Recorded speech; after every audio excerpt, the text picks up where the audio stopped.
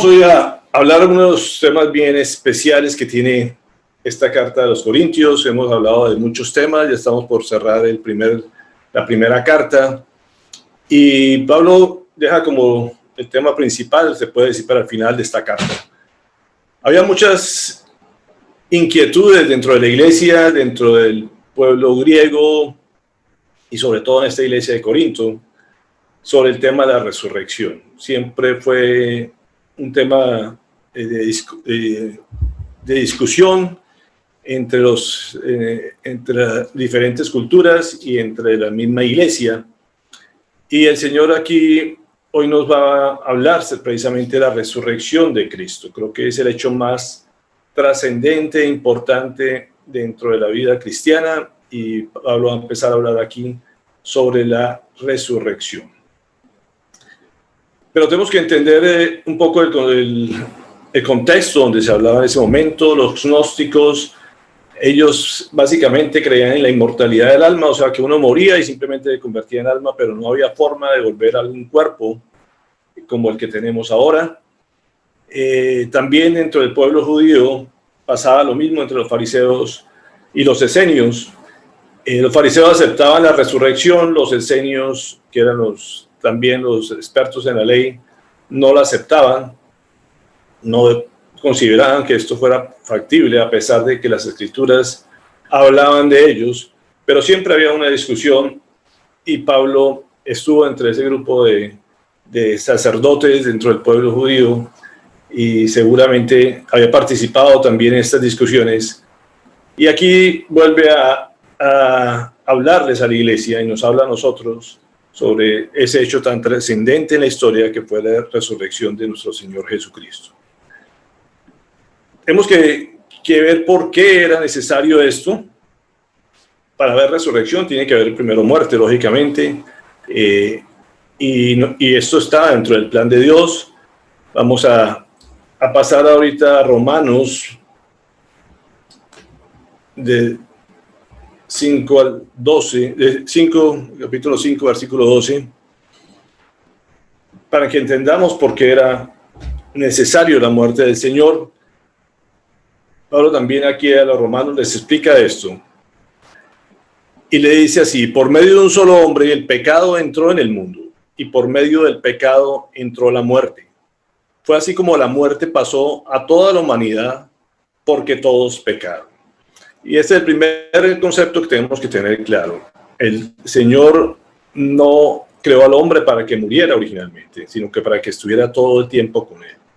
La muerte no estaba dentro del plan original del Señor para el hombre, pero desafortunadamente el hombre decidió hacer lo que bien le parecía, y por eso tenía que recibir la muerte, porque no era el propósito del Señor la vida del hombre para que pecara. Pero como él pecó, decidió pecar, apareció el proceso de la muerte en el ser humano. Pero Dios siempre ha tenido un plan B para llevar a cabo su propósito final, y era volver al original, es restaurar absolutamente todo, y entre eso era la vida eterna y poder pasar toda la eternidad con él. Por eso tenía ese plan reservado, y que no había forma de hacerlo de otra manera para pagar ese precio del pecado. En Hechos 2:24 nos dice: sin embargo, Dios lo resucitó, librándolo de las angustias de la muerte, porque era imposible que la muerte lo mantuviera bajo su dominio.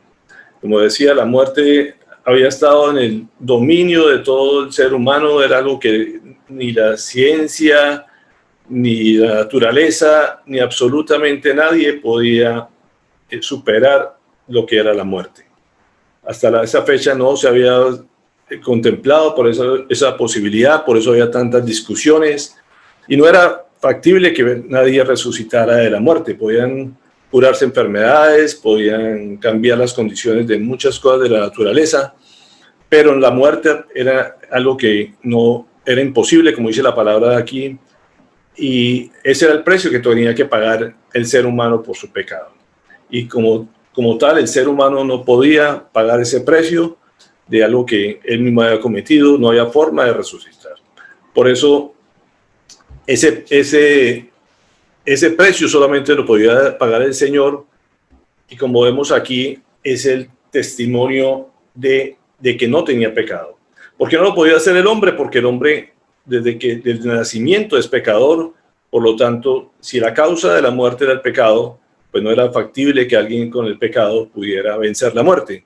Solamente alguien que estuviera libre de pecado podía llegar a vencer la muerte. Y eso pasó con Jesucristo, y por eso Él resucitó. Era la única forma de que esto sucediera. La resurrección, como lo debemos ver así, es la clave de la fe cristiana. Si no hubiera resucitado el Señor, ¿qué hubiera pasado? Pues sencillamente hubiera sido un profeta más o un charlatán más. Mucha gente desde la antigüedad se declaraba el Mesías como ese ser que estaba prometido en las Sagradas Escrituras, que toda la cultura hebrea lo conocía y lo estaba esperando. Y en el transcurso de la historia aparecieron muchos simulando que era el Mesías, pero lo que nunca pudieron demostrar era que pudieran tener poder sobre la muerte.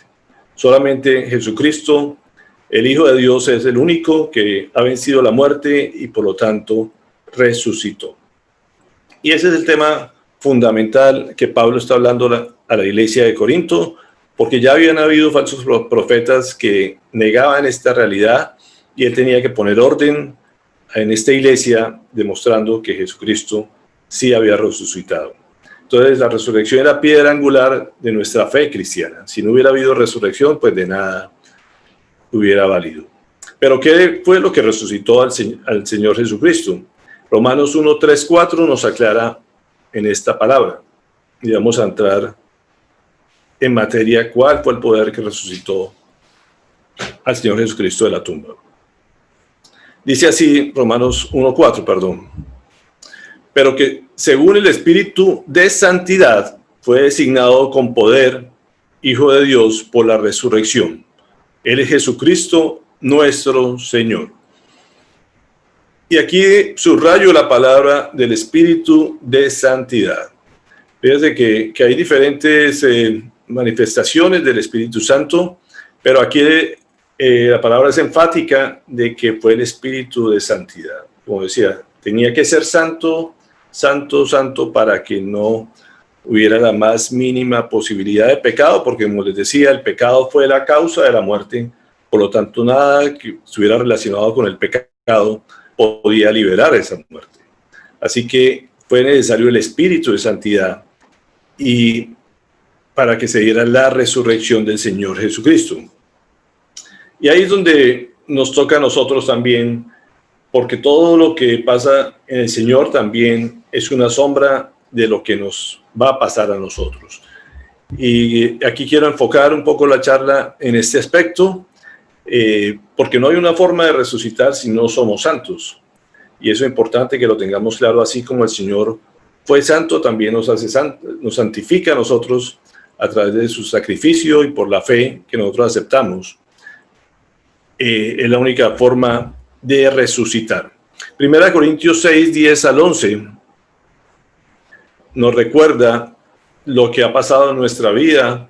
Esto lo hablamos también hace unos meses cuando empezamos a hablar del libro de Corintios, y Pablo le habla a esta iglesia diciéndole lo que éramos antes y cuál es el proceso que hemos tenido como cristianos. Y dice así: y eso eran algunos de ustedes, pero ya han sido lavados, ya han sido santificados, ya han sido justificados en el nombre del Señor Jesucristo y por el Espíritu de nuestro Dios.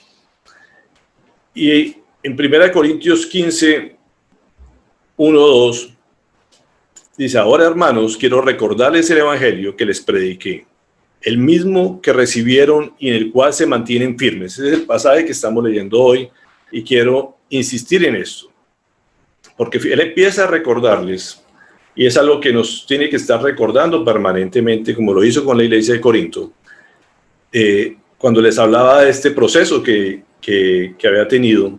Es algo que nosotros debemos tener presentes todo el tiempo. Y por eso él le dice: quiero recordarles el evangelio que les prediqué, el mismo que recibieron y en el cual se mantienen firmes. Mediante este evangelio son salvos si se aferran a las palabras que les prediqué. De otro modo, habrán creído en vano. Y aquí nos empieza a hacer unas preguntas a nosotros también. Al recordarnos todo lo que nos está hablando hoy y nos dice, ¿de verdad estamos firmes en el Evangelio? ¿O nos pasa lo mismo que le pasó a la iglesia de Corinto? Y esa es la inquietud que a veces podemos tener. ¿Será que las pruebas, las dificultades de esta vida nos ponen a tambalear, nos ponen a dudar, nos ponen a pensar que de pronto no vale la pena ser cristiano si nos pasa y nos enfermamos y nos pasan situaciones económicas como le pasa al resto del mundo? Porque creo que la vida está llena de predicaciones light, muchas iglesias que hablan de la prosperidad y que todo el cristiano está para que viva la vida abundante, pero la abundancia solamente la entienden como cosas de bendiciones en esta tierra, y es lo que hace que la gente se dude y a veces se quiebre y se doble ante las dificultades. Y es lo que seguramente estaba pasando también en la iglesia de Corinto. Y creo que Pablo está insistiendo aquí y también nos insiste a nosotros si verdaderamente estamos firmes en el Evangelio. Porque, como digo, en medio de las dificultades, en medio de las pruebas, en medio de las épocas difíciles, hay que cuidar mucho y recordar precisamente el mensaje del Evangelio. El Evangelio, lo que acabamos de hablar, es la esperanza que tenemos y está fundamentada en la resurrección de Cristo. Como siempre hemos dicho, la mirada tiene que estar puesta en la vida eterna, en esa vida que vamos a tener por la eternidad. Como hemos insistido, la vida aquí es pasajera, pero la vida aquí, mientras estemos aquí, debe ser en santidad, y eso es lo que el Señor nos pide. Precisamente, la otra pregunta, ¿en qué evangelio nos mantenemos firmes? En el evangelio de que tendremos tribulación, angustia, como dice la palabra, en ese evangelio que nos dice, carguen esa cruz, así como yo la cargué, y serán seguramente maltratados, encarcelados por mi nombre, y pasarán por diversas pruebas y seguramente no tendrán ni dónde poner la cabeza, como yo no tuve dónde ponerla, como decía Jesús. ¿Ese es el evangelio de verdad en el cual estamos firmes, o simplemente esperamos un evangelio como les decía, light, de promesas, de bendiciones, de que se busca solamente pensando que todas las cosas económicas se van a arreglar, que nos vamos a curar la enfermedad, que nos va a conseguir el novio, que nos va a bajar de peso, que nos va a saldar la deuda del banco? Que eso es lo que mucha gente ofrece muchas veces como evangelio, pero el evangelio del Señor lo que nos ofrece es vida eterna, y nos dice que nos va a tener santificados, como lo hablaba allí, y que nos perdonará todos los pecados. Y ahí quiero llevarlos al versículo 3, que está aquí. Dice, porque yo ante todo les transmití a ustedes lo que yo mismo recibí, que Cristo murió por nuestros pecados según las Escrituras. Entonces, ¿para qué era que venía Jesucristo aquí? Simplemente para liberarnos del imperio, del enemigo, de los gobernantes, de la injusticia, como hablábamos estos días, a acabar con la esclavitud. No dice nada de eso. Dice que nos iba a liberar de las garras del pecado y que moría. ¿Por qué? Es la pregunta. Una palabra que cada día está más en desuso y que no nos gusta que se nos hable muchas veces. Se vuelve un odioso cuando menciona esta palabra, pero es algo que tiene que estar en nuestro léxico permanente como cristianos, de que lo tenemos que ser atentos donde está, y que por ese motivo fue que el Señor Jesucristo tuvo que morir y pagar ese precio de la muerte y sufrir la angustia de la muerte, como dice la palabra, por causa de eso. Y eso se llama pecado. El pecado es esa brecha donde nos dañó la relación con Dios, esa enemistad con Dios, donde traicionamos el corazón de Dios como seres humanos. Ese pecado es el que entristece al Espíritu Santo. Ese pecado es lo que como cristianos le damos la espalda al Señor Jesucristo, donde nos olvidamos de lo que implicó esa cruz, donde nos olvidamos de todo lo que hemos vivido hasta el momento con esta vida cristiana, todo lo que las promesas que el Señor nos hizo. Nos olvidamos de las bendiciones, nos olvidamos de su amor y su misericordia en esos momentos difíciles. A veces nos olvidamos de eso.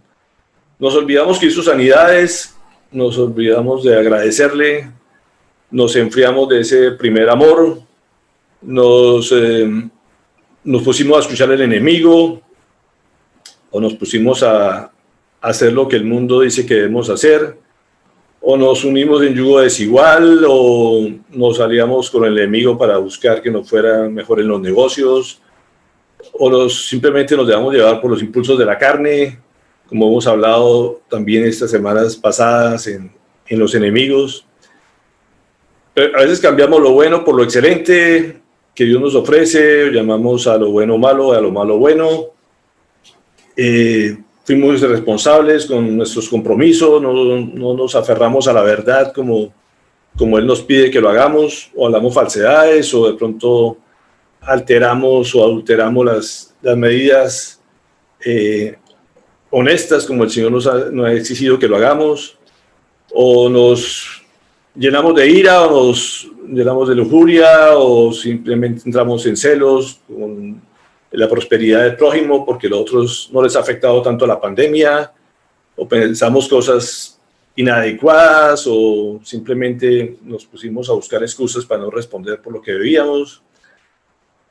Nos convertimos en entrar en conversaciones o chistes groseros, todo lo que dice el Señor, que son los enemigos del Señor. Todas esas cosas son el pecado y por las cuales murió el Señor por causa nuestra. Son cosas que debemos tener presentes y llamar las cosas como son. Todas esas cosas se llaman pecado. Y es algo que solamente por el Espíritu de Santidad que nos da el Señor Jesucristo es que nos ayuda a abandonar esas cosas y apoyarnos en nuestras debilidades para que cuando lleguemos a su presencia resucitemos con Él y paguemos y gocemos de su presencia por la eternidad. Por eso no podemos dejar esas cosas de lado, porque como mismo Pedro decía, siempre le recordaré estas cosas, decía, por más que las sepan y estén afianzados en la verdad que ahora tienen. Además, considero que tengo la obligación de refrescarle la memoria mientras viva en esta habitación pasajera que es mi cuerpo. Pedro decía, o sea, siempre tendremos que estar recordando lo que es el pecado.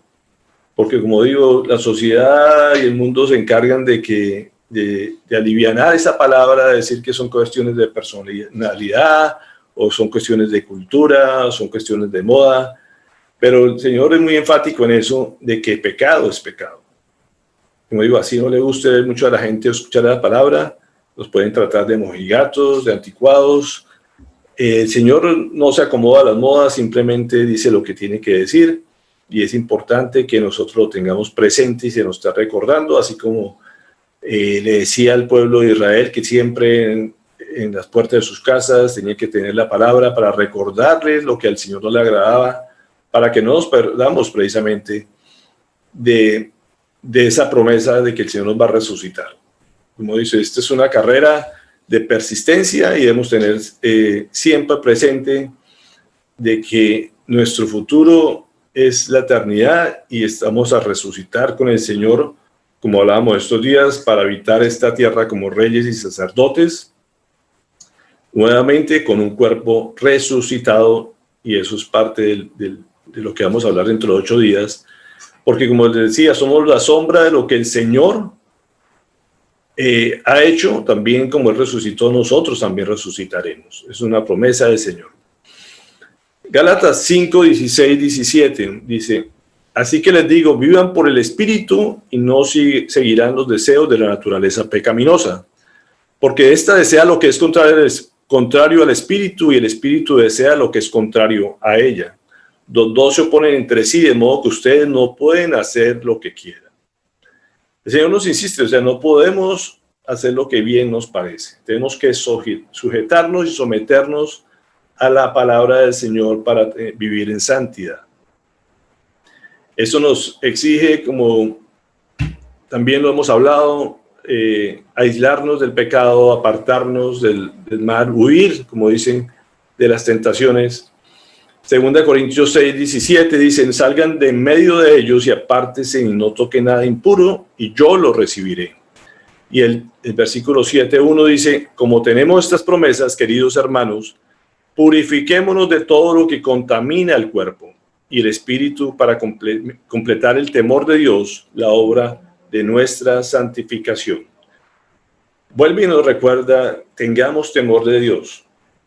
El Señor es justo, el Señor cumple su palabra, no acepta para nada el pecado, porque Él pagó un precio por eso, que fue la muerte de su propio Hijo.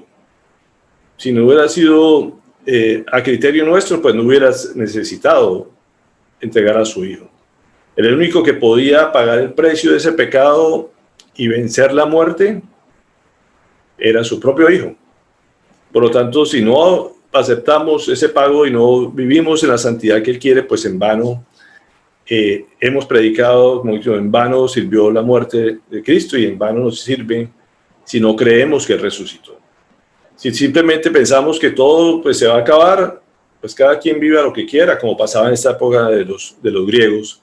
La gente vivía, los gnósticos básicamente promueven eso, vivan la vida, vivan el día, hagan lo que quieran, que al fin y al cabo todo se va a acabar.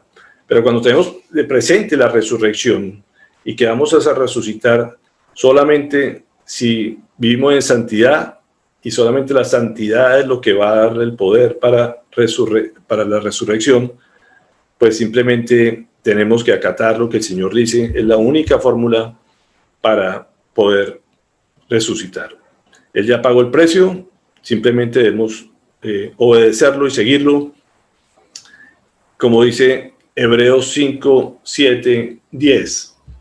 Dice, en los días de su vida mortal, Jesús ofreció oraciones y súplicas con fuerte clamor y lágrimas al que podía salvarlo de la muerte y fue escuchado por su reverente sumisión.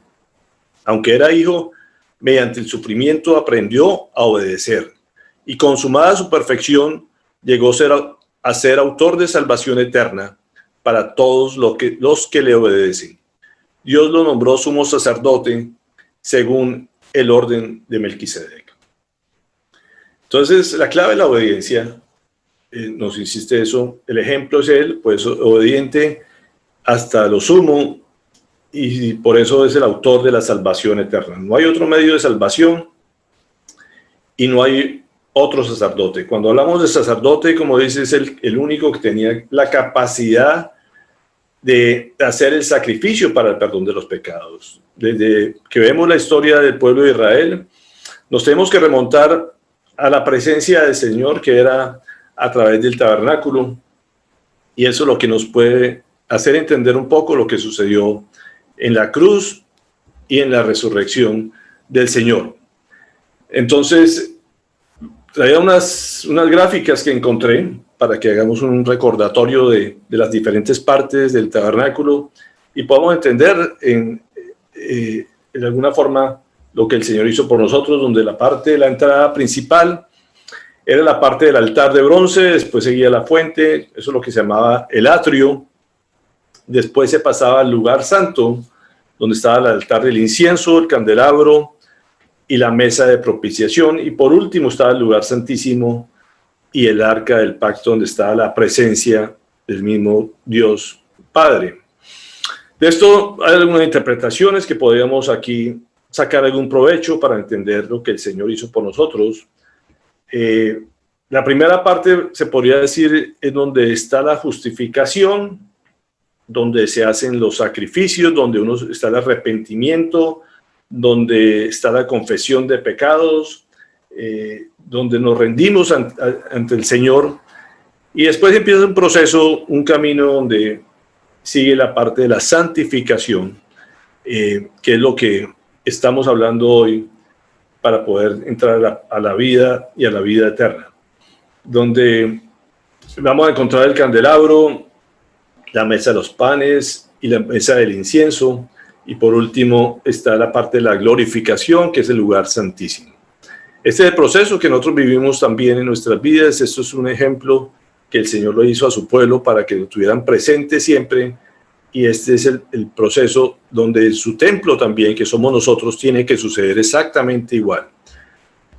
Y básicamente, como decía, el camino de la muerte sabemos que es algo inevitable, tenemos que morir nosotros, pero también tenemos que morir al pecado. Esa nueva vida que hemos hablado tiene que, antes de nacer, tenemos que morir, como hemos hablado, donde se hace el sacrificio de morir esa vida pasada y presentarlo como sacrificio vivo ante el Señor. Eso es lo que el Señor nos pide, mirarnos ante la fuente, y es la parte de confesar, sacar todas las impurezas de nuestro cuerpo para entrar al lugar santo. Y ahí el Señor nos alimenta, como digo, a través de su palabra. Esto es lo que representa los panes. La mesa de los panes nos da su palabra y nos da la luz también del candelabro. Y a través de la oración llevamos ese incienso en santidad. Entonces la vida de santidad pues, tiene que vivir pegado a la palabra, de la sabiduría del Señor a través de la luz que Él nos da, y una vida de oración. Esa es la vida santa. Y cuando estamos en ese proceso, precisamente está abierta, se abre la presencia del Señor, donde vamos a tener la glorificación y vamos a estar en el lugar santísimo gozando de su presencia permanente. Aquí, en forma figurativa, se puede decir, es el proceso que todo cristiano tiene que vivir para poder resucitar en el Señor. Recordemos que el Señor, cuando murió, precisamente se rompió ese velo para que podamos entrar todos los que creemos en Él a ese lugar santo y podamos estar la vida eterna con el Señor. Pero para eso tenemos que creer, tenemos que confesar nuestros pecados, tenemos que arrepentirnos y vivir una vida en santidad, no haciendo lo que bien nos parece, sino siendo obedientes. Así como el sumo sacerdote hacía todo este proceso, y si algo fallaba, entraba a ese lugar santísimo y moría. Si había algo de pecado, si había algo dentro de este proceso que había hecho mal, igual pasa con nosotros. Si nosotros no nos arrepentimos en forma honesta con el Señor, si no entramos a vivir una vida santa y jugamos con el precio que el Señor nos pagó, cayendo en pecado continuamente, pues simplemente entramos muertos y no disfrutamos de su presencia y no resucitaremos con Él. Esto es algo que debe quedar muy claro para cada uno de nosotros. El Señor nos pide santidad. Nos pide que si creemos en Él, simplemente nos debemos someternos a Él y a su voluntad para poder vivir por la eternidad con Él. No puede uno decir simplemente creo y hago lo que a mí me parece, como hemos hablado también. La creencia implica obediencia y es algo que debe estar permanentemente recordándose en nuestras vidas y rechazar el pecado, porque si no, en vano el Señor ha muerto por nosotros y en vano ha resucitado. Después vamos a recordar el versículo 4, pasemos al versículo 4 de nuestro texto original en 1 Corintios 15, que nos recuerda lo que el Señor tuvo que pasar después de la cruz. Dice, fue sepultado y resucitó al tercer día según las Escrituras. Como les decía, esto ya había sido profetizado. Hay algunos pasajes en Isaías, en los Salmos, en el libro de Oseas, varios profetas habían anunciado precisamente que el Mesías iba a resucitar y era el único que podía vencer la muerte. Y en esto es lo que creemos. En eso está basada nuestra fe de que sí resucitó. ¿Por qué podemos confiar en eso y por qué Pablo confiaba en eso? ¿Por qué creía en eso? Porque él decía, no solamente se me apareció a mí, sino se le apareció a otros testigos que confirman lo que él estaba diciendo. Ya algunos habían muerto y nos dice a quién se le apareció. Se le apareció a Cefas. Cefas, ¿quién era? Era el mismo Pedro, un discípulo que fue los primeros que llamó para, en medio de su gracia, para reconfortarlo después de que había quedado seguramente muy deprimido por haberlo negado. Sí se le apareció a Cefas, se le apareció a los 12 discípulos, se le apareció a 500 hermanos aproximadamente, se le apareció a Jacobo, que era un hermanastro de Jesús, se puede decir, el hijo de José y María, el cual nunca había creído en él hasta después de que lo vio ya resucitado y llegó a ser un sacerdote de la iglesia de Jerusalén. A todos los apóstoles, y eso también nos habla de que había más apóstoles aparte de los 12, había muchos seguidores y muchos ya que habían empezado a formar iglesias en ese momento, seguramente, pues no, habían empezado a formar pequeños grupos, a llevar el mensaje, se puede decir, de salvación, y a Pablo, como él mismo confiesa y dice después como un abortivo, se me apareció a mí el último que le apareció en esta tierra. Después se le va a aparecer a Juan, pero ya en visión, en el Apocalipsis habla de su presencia también. Pero Pablo fue el último en esta tierra que lo vio resucitado. Proverbios 8:17 nos aclara a quién se le aparece el Señor, a quién se le manifiesta. Aquí me perdonan por el error ortográfico ahí que aparece en la diapositiva. ¿A quién se le aparece el Señor? También nos recuerda por qué se le aparece a ellos y por qué son testigos. La palabra es clara, dice, a los que me aman les correspondo, a los que me buscan me doy a conocer. Entonces, definitivamente estas personas que Dios se le apareció, eran personas que amaban al Señor, eran personas que buscaban del Señor, que estaban ansiosos por conocerlo. Pablo lo buscaba, aunque no era para amarlo, fue de las cosas que él lo buscaba, era como perseguidor, y es lo que él confiesa ahí, pero por su gracia, por su perdón, también lo busca, porque de alguna manera tenía ansia de la verdad, ansia de conocer la verdad, y por eso de pronto era tan celoso de la palabra. Y en Juan 14, 20, 21, dice, ¿quién es el que me ama? El que hace suyos mis mandamientos y los obedece. Y el que me ama, mi Padre lo amará, y yo también lo amaré y me manifestaré a él. Eso nos recuerda que el Señor definitivamente nos ama, pero que también nos pide que lo obedezcamos, que si lo amamos y lo obedecemos, Él se va a manifestar en nuestras vidas y el Padre Celestial nos va a amar y también nos va a resucitar para que estemos con Él por la eternidad. Es un llamado a que tengamos presente la santidad. Definitivamente debemos creer en la resurrección del Señor Jesucristo y también debemos creer en nuestra resurrección para la eternidad. Pero esto implica santidad, así como el Señor Jesucristo fue santo, también nosotros debemos ser santos también en los días que estemos aquí en la tierra. Tenemos que rechazar el pecado, tenemos que ser cuidadosos de no tener una práctica que el Señor aborrezca, que todo lo que le disguste a Él nos disguste a nosotros también, para poder gozar de su presencia y estar con Él por la eternidad.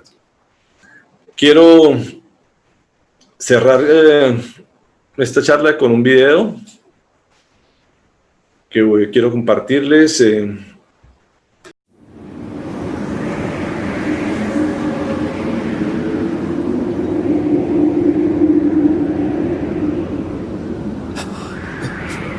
Padre, en tus manos encomiendo mi espíritu.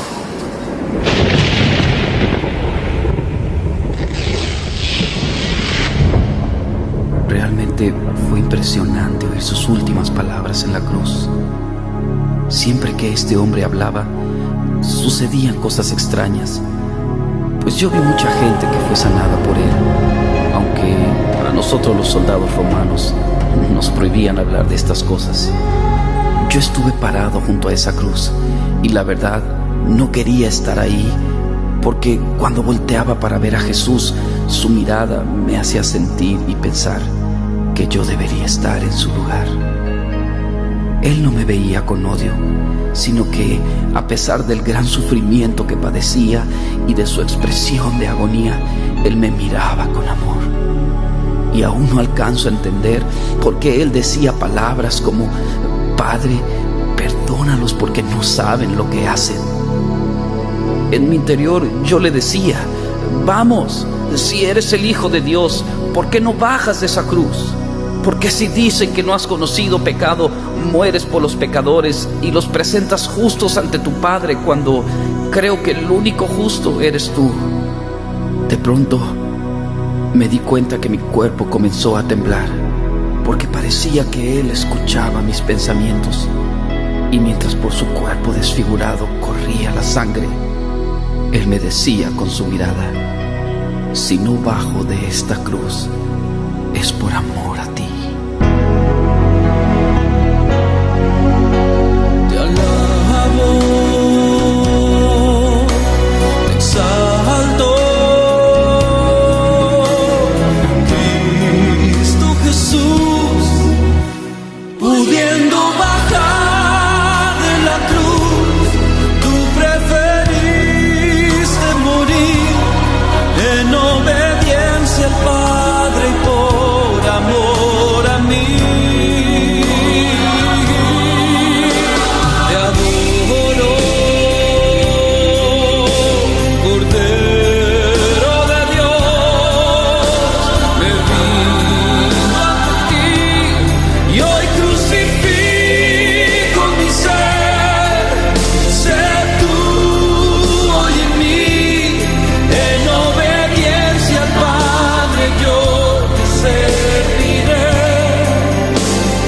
por amor a ti.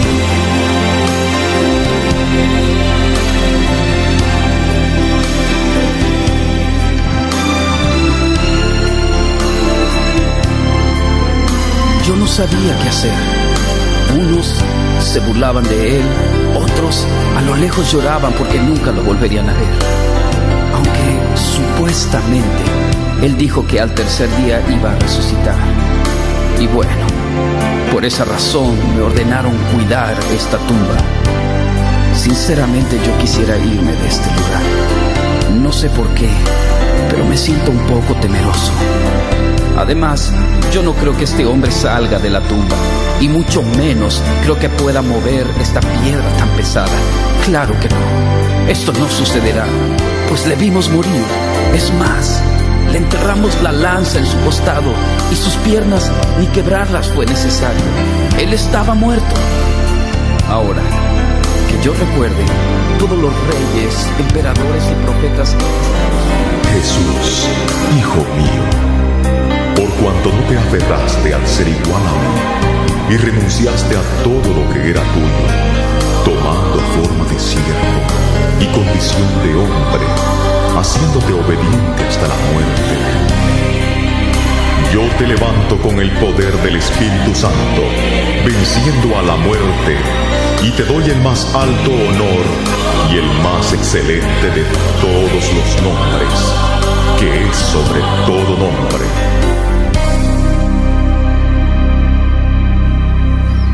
Bueno, pues ya está amaneciendo, y como era de suponerse, aquí no sucedió nada.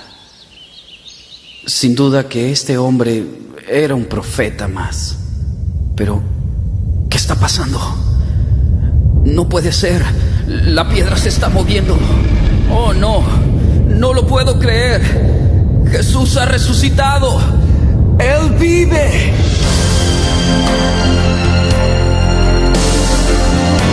Yo soy la resurrección y la vida. El que cree en mí, aunque esté muerto, vivirá. Él vive.